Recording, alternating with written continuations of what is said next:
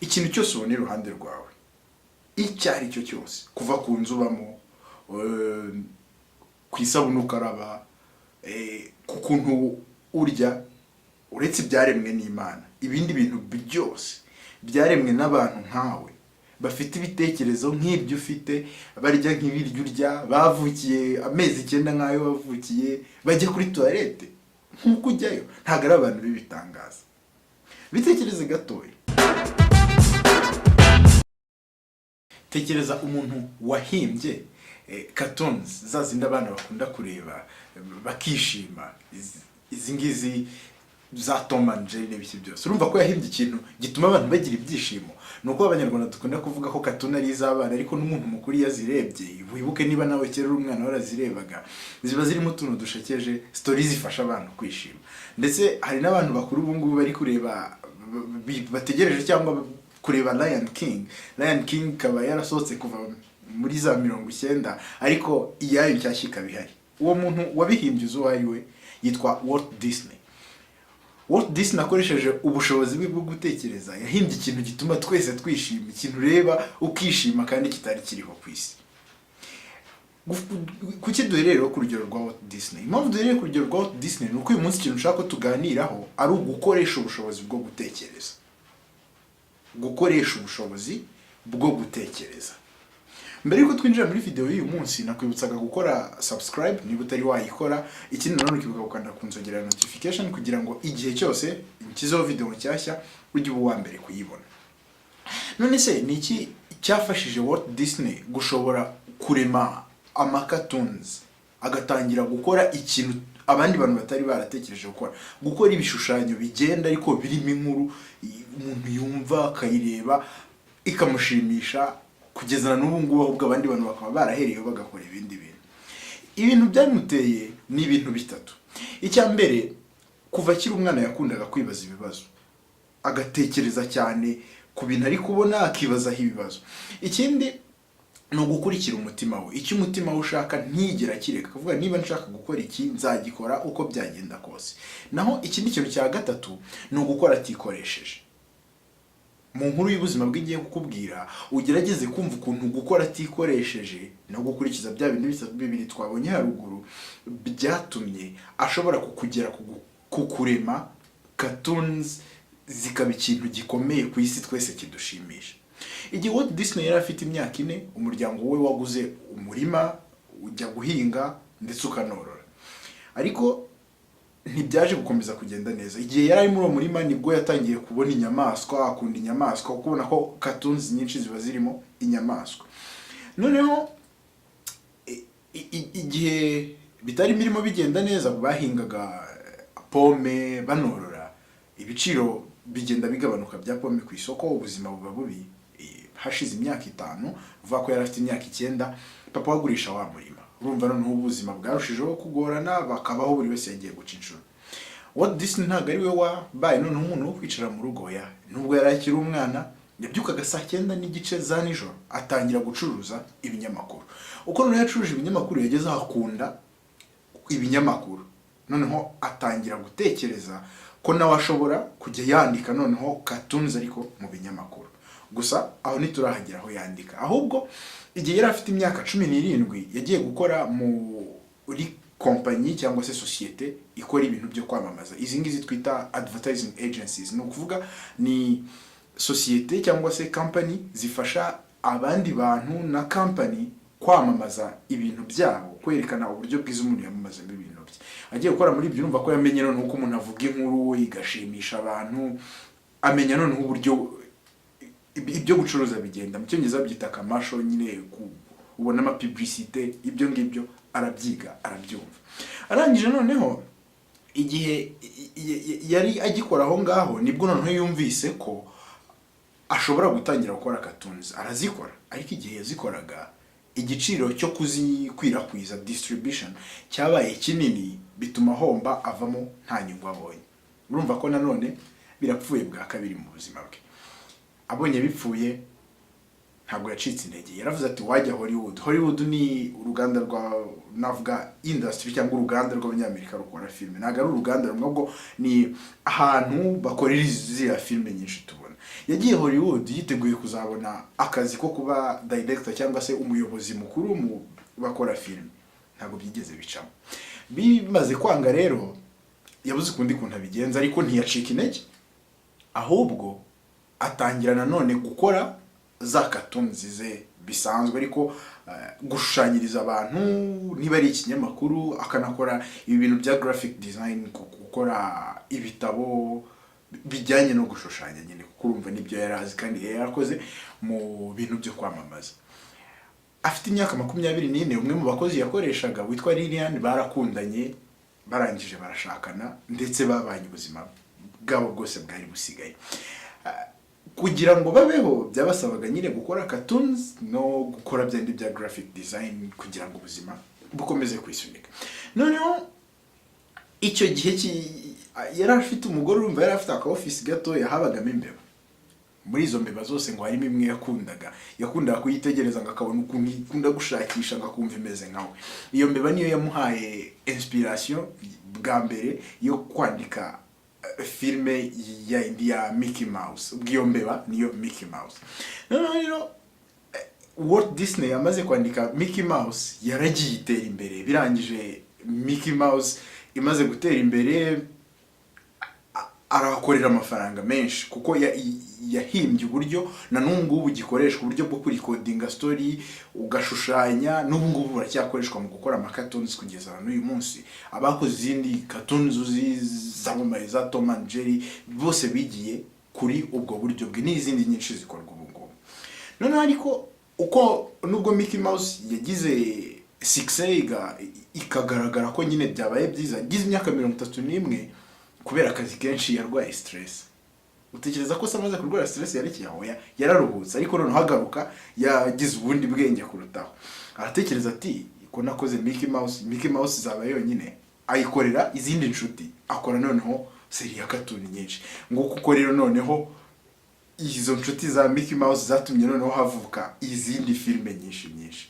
Utekereza ko umurage yasize ungana iki? Ubu ngubu afite yasize ikigo cyitwa Walt Disney nyine, nkuko ujye ubibona ku mafilme amwe namwe niba ujye uyareba, gikora amafilme menshi cyane. Uyu mwaka bafite filme yitwa Lion King, abantu benshi barayizi kuko yatangiye gusohoka kera, irimo intare zo muri Afrika, irimo amagambo yo muri Afrika, ujye umva abantu bavuga hakuna matata, ibyo ngibyo byose na n'ubu ngo biracyahari. Uzi ugeze kuri Disneyland, aho iyo Walt Disney ikorera, handitse ngo the happiest place on earth, ahantu hishimye kuruta ahandi ku isi. Kubera iki? Icyo bacuruza ni ibyishimo, kureba ibintu byabo ukishima. Urumva ko uwo ni umurage mwiza yasize. Uturutse kuki? Wibuke gukoresha ubushobozi bwe bwo gutekereza, akitegereza imbeba, yamara kureba imbeba akavuga ati imbeba buri biri gutekereza iki, biri kuvuga iki. Urumva ashatse gukora inkuru y'ibintu atazi ko byigeze kubaho. Ushobora kumva cyari nk'igitangaza, ariko si igitangaza, nawe wabishobora.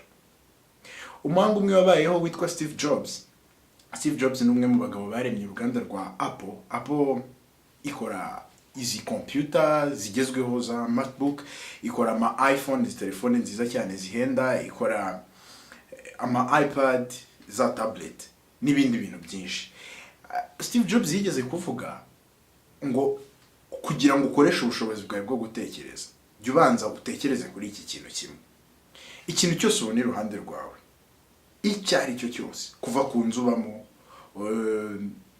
ku isabune ukaraba, ku kuntu urya, uretse ibyaremwe n'Imana, ibindi bintu byose byaremwe n'abantu nkawe, bafite ibitekerezo nk'ibyo ufite, barya nk'ibiryo urya, bavukiye amezi 9 nk'ayo wavukiye, bajya kuri toilette nk'uko ujyayo. Ntabwo ari abantu bibitangaza. Bitekereze gatoya. Urumva Steve Jobs yakoze Apple ikora ibintu byinshi bitandukanye.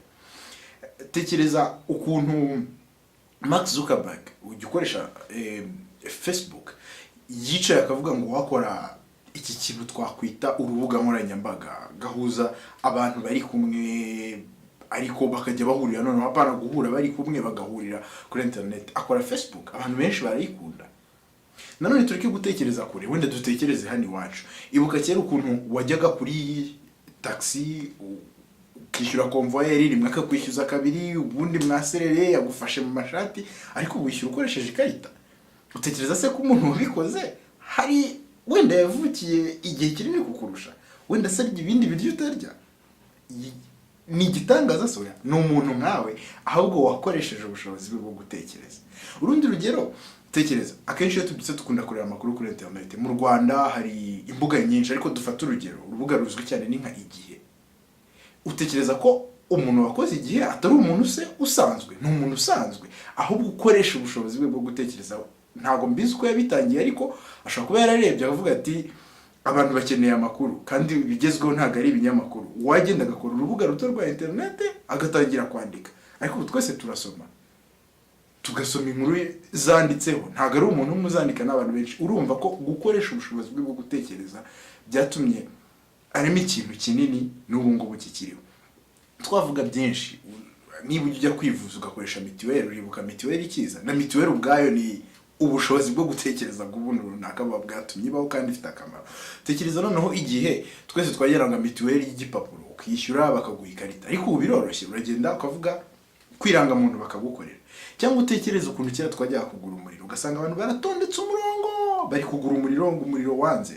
Urumva ko kuba hari umuntu wakoresha ubushobozi bwo gutekereza byatumye noneho wenda ubwo buryo bwo kugura umuriro bushyashya buza, ugafata telefone ugakanda umuriro ukawugura. Ni ibintu byinshi ushobora kureba, serivisi za leta kuzibona n'irembo, ntabwo kijya kwirirwa uri ku murenge. Urumva ko ibyo byose ni abantu bakoresha ubushobozi bwabo bwo gutekereza. Abantu mumeze kimwe, barya, bambara nk'uko nawe wambara, babayeho ubuzima nk'ubwawe, abantu nyine bavukiye amezi 9. Tekereza nawe rero, uramutse ushoboye gukoresha ubwo bushobozi bwo gutekereza ikintu wageraho. Ariko ushobora kwibaza uti buriya bariya abantu bafite formule imwe bo bakoresha, njye ntashobora kugeraho. Oya, wabigeraho. Njye kubwira ibintu bitanu ushobora gukoresha kugira ngo wongere ubushobozi bwawe bwo gutekereza. Nawe noneho urebe ko ushobora kuvumbura ikintu abandi bantu batigeze batekereza. Burya kiba muri wowe, ntabwo ari ahandi hantu ku isi h'igitangaza kiba. Tugiye kurebera hamwe ibintu 5 bishobora kugufasha kongera ubushobozi bwawe bwo gutekereza.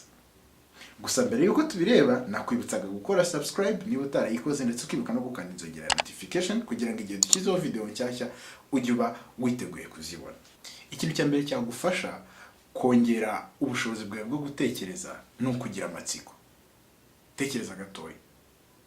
Akenshi abantu benshi babona ibintu bakumva ko biriho gusa, ntibatekereze kuki byavuye hehe.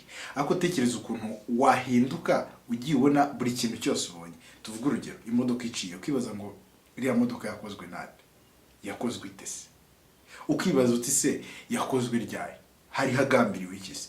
Ibyo bigutoza kugira amatsiko, ku buryo noneho utuntu dutoya ushobora kutureba ukibaza ibibazo bishobora kuzana amatsiko, ashobora kuvamo business, ibitekerezo byavamo business, byavamo ibintu bishobora gufasha abandi bantu. Nahoze ngurugero rwa Walt Disney kare, kureba imbeba gusa akavuga ngo iriya mbeba kwihora iri gusakuza muri office yanjye, akuva ko iyo mbeba ifite umuhati wo gukora vanga iriya mbeba ishobora kuvamo inkuru. Uri kubyumva? Ubushobozi bwo gutekereza, ukibaza buri kintu cyose ukakibazaho ibibazo. Akenshi uko dukura bugenda bugabanuka, ko twumva ko isi iteye uko iteye, ariko ujya ugira ubushobozi bwo gutekereza nka bwa bundi umwana aba afite. Umwana yibaza utuntu twinshi, akakubaza ibi n'ibi bikozwe gute. Ntitube abantu bakuze bakumva ko nta kintu bashobora gutekereza gishyashya. Oya, jya utekereza, wibaze ngo kuki kikiriho, wiga ibintu bishyashya. Ikindi ni ukuganira n'abandi bantu bafite ibitekerezo. Akenshi uko dukura tugwa mu mutego wo kujya tuganira n'abantu, tugiye kuvuga abandi, tugiye kuvuga kwiyemeranaho, nageze kuri ibi. Tekereza noneho ujye uganira n'abantu bafite ibitekerezo bishyashya, abantu bavuga ngo si dukoze iki byagenda gute, iki byari iki n'iki. Urumva ko byongera mu mutwe wawe kutekereza, bigashobora gutuma waguka. Ikindi nanone mu kuganira n'abandi nabyo bigira technique. Niba ufite ikintu ushobora gutekerezaho kumva ko ushobora kuzanamo abandi bantu mukakiganiraho, jya ugira navuga intumbero ushaka muza kuganiraho. Wabaza ikibazo uti se dukoze iki wowe wumva byagenda gute. Urumva ko nawe ari bukoresha ubwenge bwe aguhe ikindi gitekerezo kinjira ku gitekerezo cyawe. Urumva ko igitekerezo cyawe kiri gukomera. wongera umubaze uti se kuki utekereza ko ibyo twabikora, yongereyeho gutyo gutyo gutyo gutyo, muri bugeraho mube mufite ibitekerezo byinshi. Abantu benshi barabikora, kusanya abantu wumva bashobora kukurusha ibitekerezo ku kintu runaka, ubazane mu kiganireho, uzunguka ibindi bitekerezo byinshi. Ikindi kintu ni tekinike mu cyongereza bita mind mapping. Mind mapping uri kumvamo ibintu bibiri, icya mbere ni mind, icya kabiri ni map. Donc ni nko gufata ubwonko bwawe ukabufata ukabukoramo ikarita. Map ni ikarita. Ubwonko buba burimo ibitekerezo byihuta, aka kanya tekereza, so tuje umva ibintu biri mu bwonko bwawe byari byo. Ushobora kuba utekereje imyenda wari kwambara, wariye ntiwariye, ibyo byose biba biri mu bwonko bwawe mu kanya gatoya, byose icyarimwe biba birimo. Noneho rero mind mapping ikigufasha, igufasha gutahura udutekerezo dutoya turi mu gitekerezo kinini. Noneho utwo dutekerezo dutoya ko twinjiramo, noneho ushobora kuvumbura ikindi kintu umuntu atigeze atekereza. Reba ukuntu ushobora kuyikora. Tuvuga urugero, ugiye gutekereza wenda gukora n'urugero, gukora imodoka abandi bantu batigeze bakora, cyangwa se tekereza, reka dufate urugero rw'umuntu wakoze imodoka, ndeke kuvuga ibintu bitigeze bibaho, umuntu wakoze imodoka. Igihe abantu batari bakabonye imodoka bari bafite ikibazo cy'amase. Amase i Londres batekerezaga ko amase azuzura ku buryo agira ku muhanda haba hari nivo runaka y'amase menshi, ku buryo uzagenda akandagira amase. Uzi impamvu? Bose bagenda ku ndogobe, kandi indogobe zitamase mu muhanda. Naho niyo batekerezaga, bumvaga ikintu gikenewe no kugira ngo bihute ari indogobe yihuta, ariko si indogobe yihuta yari kuva. No tekereza ukuntu umuntu yashoboye kuvumbura ko bakeneye imodoka. Ashobora kuba yaranditse wenda ati ikintu kigenda, tekereza iki kintu kigenda kizagenda gute, akabona ko indogobe zikurura igare, ati igare se ushobora kurikoresha gute. Agenda yubaka ibitekerezo kugeza ageze ku gitekerezo kinini cy'uko none umuntu ashobora kugira imodoka. Nk'uko uri kuza kubibona, uri kubone ubukuntu umuntu akora mind mapping. Ushobora kwandika ijambo rimwe uri giye gukora ubushakashatsi cyangwa gutekereza, wamara kuryandika ukareba andi magambo bisa, buri jambo naryo ukagenda wandika ibindi bisa, ukagira ibitekerezo kugeza ugeze ku cyo utekereza ko ari icyanyacyo. Akenshi gukora mind mapping mu ikayi cyangwa ku rupapuro ni byiza, n'igihe muri groupe kuyikora ni byiza, bituma mushobora kuyobora ibitekerezo byanyu. Noneho ikindi kintu no gukoresha ikintu mu cyongereza bita subconscious mind. Sinzi ukuntu mu kinyarwanda bakivuga. Ubundi ubwonko bwacu bufite ibice bibiri. Hari igice cy'ubwonko dutekereresha aka kanya cyo ngicyo gukoresha aka kanya, ariko hari ikindi gice tudashobora twebwe gukontrola, ahubwo cyo kiradukontrola. Reka ngo urugero, ubwonko bwawe butegeka umutima. Ushobora kubwira umutima wawe ngo hagarara cyangwa se igifu, bihora bikora. Ubwo bwonko rero bukoresha ibyo bice, icyo twita subconscious mind, twe ntabwo tuba turi kumva ibyo buri gukora. Bufite ubushobozi bwo kudutekerereza ibintu tutari turi gutekereza ko kanya turi gutekerezeho.